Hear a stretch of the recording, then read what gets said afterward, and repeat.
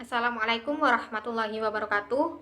Perkenalkan, saya Umi Kulsum, perwakilan dari kelompok 8 mata kuliah Sejarah Pendidikan Islam kelas PAI 2C. Di sini saya akan mempresentasikan tentang perkembangan iptek pada masa dinasti Abbasiyah. Sebelum menjelaskan tentang perkembangan ipteknya, mari kita mengetahui sejarah dinasti Abbasiyah. Dinasti Abbasiyah berkuasa selama 5 abad, yaitu mulai tahun 132 sampai 656 Hijriah atau 750 sampai 1258 Masehi, menggantikan Daulah Bani Umayyah yang telah berkuasa selama 92 tahun. Dinamakan dinasti Abbasiyah karena para pendiri dan khalifahnya merupakan keturunan dari Abbas bin Abdul Muthalib, yaitu paman Nabi Muhammad. Khalifah yang pertama kali menduduki jabatan adalah Abdul Abbasiyah Asy-Syafah yang berkuasa pada tahun 132 sampai 136 Hijriah. Dinasti Abbasiyah dipimpin oleh 37 khalifah. Selanjutnya, pemerintahan di masa dinasti Abbasiyah.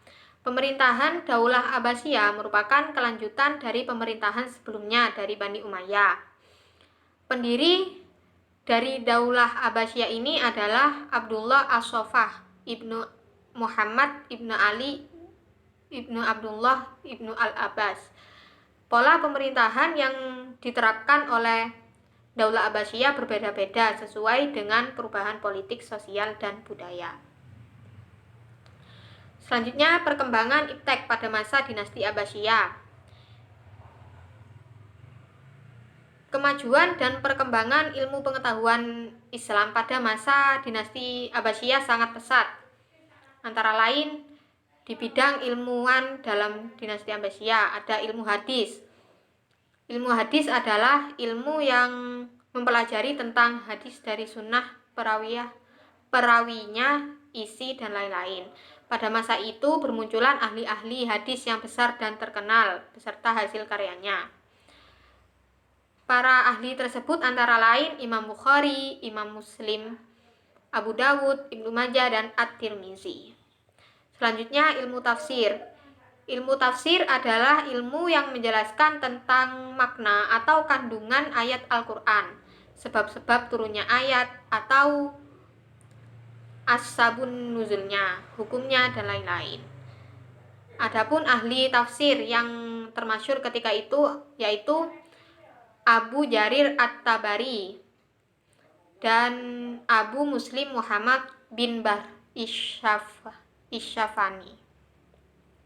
Selanjutnya, ilmu fikih. Ilmu fikih yaitu ilmu yang mempelajari tentang hukum-hukum Islam. Selanjutnya, filsafat Islam. Filsafat Islam adalah pengetahuan yang penyelidikan dengan akal budi mengenai hakikat segala sesuatu yang ada, sebab asal hukumnya atau ketentuan-ketentuannya berdasarkan Al-Quran dan hadis. Selanjutnya, ilmu tasawuf. Ilmu tasawuf yaitu ilmu yang mengajarkan cara-cara membersihkan hati, pikiran, dan ucapan dari sifat yang tercela sehingga tumbuh rasa takwa dan dekat kepada Allah. Selanjutnya, sejarah. Sejarah ialah ilmu yang mempelajari tentang berbagai peristiwa masa lampau yang meliputi waktu dan tempat peristiwa itu terjadi, pelakunya, peristiwanya, dan disusun secara simetris. Selanjutnya, ilmu kedokteran. Pada masa dinasti Abbasiyah, kedokteran mengalami perkembangan dan kemajuan, khususnya tatkala pemerintahan Harun ar-Rasyid dan khalifah-khalifah besar sesudahnya. Pada waktu itu, sekolah-sekolah tinggi kedokteran didirikan sehingga banyak mencetak sarjana kedokteran. Selanjutnya, ilmu matematika. Tokoh ilmu matematika antara lain Al-Khawarizmi. Beliau telah menyusun buku Al-Jabar dan menemukan angka 0. Angka 1 sampai 9 berasal dari Hindu yang telah dikembangkan oleh umat Islam. Yang kedua, Umar Khayyam. Buku karyanya adalah Treatise on Algebra, dan buku ini telah diterjemahkan ke dalam bahasa Prancis. Selanjutnya, ilmu astronomi. Ilmu astronomi mempelajari perjalanan matahari, bumi, bulan, dan bintang beserta planet-planet lain. Tokoh-tokoh ilmu astronomi yaitu Abu Mansur al-Falaki dan Jabir al-Batani. Jabir al-Batani ini beliau merupakan pencipta alat teropong bintang yang pertama. Selanjutnya, ilmuwan atau tokoh-tokoh Islam pada masa dinasti Abbasiyah. Ahli filsafat. Ahli filsafat antara lain Al-Kindi, terkenal dengan sebutan filosof Arab. Beliau menerjemahkan buku-buku asing ke dalam bahasa Arab. Bermacam-macam ilmu yang telah dikajinya, terutama filsafat. Yang kedua, Al-Farabi. Beliau menerjemahkan buku-buku asing ke dalam bahasa Arab. Al-Farabi banyak menulis buku mengenai logika, matematika, fisika, metafisika, kimia, etika, dan sebagainya. Yang ketiga, Ibnu Sina. Di Eropa dikenal dengan nama Avicenna. Sejak kecil ia telah belajar bahasa Arab, geometri, fisika, logika, teologi Islam, ilmu-ilmu kedokteran, dan Islam. Beliau seorang dokter di kota Hamazam, Persia, yang aktif mengadakan penelitian tentang berbagai macam jenis penyakit. Beliau juga terkenal dengan idenya mengenai faham serba wujud dan wahdatul wujud, juga ahli fisika dan ahli jiwa. Yang keempat, Ibnu Rushd. Dilahirkan di Cordova pada tahun 250 Hijriah dan meninggal dunia pada tahun 675 Hijriah. Dia dikenal di Eropa dengan nama Averroes. Dia adalah ahli filsafat yang dikenal dengan sebutan Bapak Rasionalisme. Dia juga ahli ilmu hayat, ilmu fisika, ilmu falak, ilmu akhlak, dan juga ilmu kedokteran dan ilmu fikih. Selanjutnya, ahli kedokteran muslim. Di ahli kedokteran muslim ada Hunain Ibnu Ishaq, lahir pada tahun 809 Masehi dan meninggal pada tahun 874 Masehi.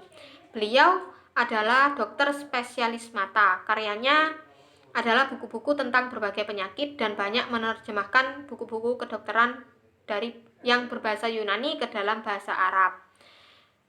Selain Hunain Ibnu Ishaq, ahli kedokteran yang lain yaitu Ibnu Sina. Di samping filosof, Ibnu Sina juga sebagai tokoh kedokteran. Bukunya yang sangat terkenal di bidang kedokteran adalah Al-Qanun fi Al-Tib. Dijadikan buku pedoman kedokteran di universitas Eropa maupun negara-negara Islam. Selanjutnya, ahli sejarah. Ahli sejarah yaitu Ibnu Qutaibah, dengan hasil karyanya Uyun al-Akbar yang berisi sejarah politik negeri-negeri Islam. Selain Ibnu Qutaibah, yaitu At-Tabiri menulis tentang sejarah para rasul dan raja-raja. Ada juga Ibnu Khaldun, hasil karyanya Al-Ihbar, banyaknya 7 jilid dan setiap jilidnya berisi 500 halaman. Selanjutnya, ahli fikih. Di ahli fikih ada Imam Abu Hanifah yang beliau menyusun mazhabnya yaitu mazhab Hanafi. Ada Imam Malik bin Anas, beliau menyusun mazhab Maliki. Ada Imam Syafi'i, nama lengkapnya Muhammad bin Idris bin Syafi'i. Sewaktu umur 7 tahun sudah hafal Al-Quran dan menyusun mazhabnya yaitu mazhab Syafi'i. Ada Imam Hambali, beliau menyusun mazhabnya yaitu mazhab Hambali. Para mujtahidin mencurahkan segala kemampuannya untuk mendapatkan ilmu-ilmu praktis dalam syariat Islam, sehingga umat Islam dengan mudah melaksanakannya. Yang terakhir, ahli tasawuf. Ahli tasawuf ada Robi'ah Adawiyah, ada Abu Hamid bin Muhammad bin Ahmad Ghazali. Hasil karyanya yang terkenal adalah Ihya Ulumuddin. Dan ada Abdul Farid Zunu al-Misri. Beliau dapat membaca hieroglif yang ditinggalkan di zaman Fir'aun Mesir. Sekian presentasi dari saya, kurang lebihnya mohon maaf. Wassalamualaikum warahmatullahi wabarakatuh.